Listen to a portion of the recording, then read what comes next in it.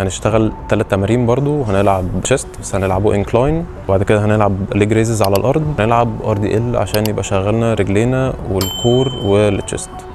نعمل برضو نفس التسخين، هنعمل كل حركة 15 مرة 20 مرة. مهم العضلات كلها والمفاصل تسخن كويس.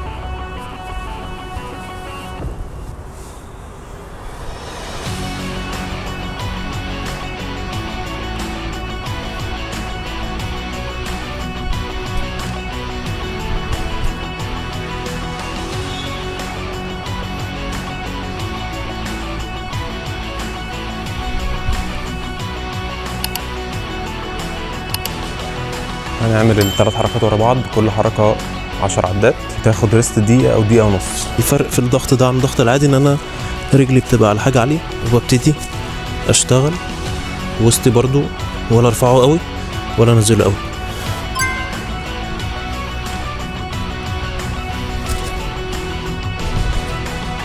ليج ريزز، ايدي هتبقى جنبي او تحت مني، ورايح رقبتي على الارض بلاش تفضل مرفوعة. ابتدي ارفع رجلي وهي مفرودة.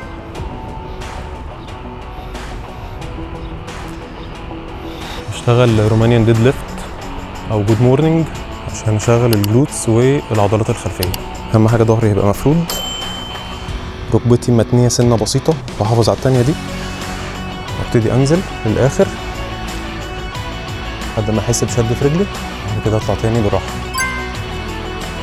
نشتغلوا عادي من غير اوزان في الاول.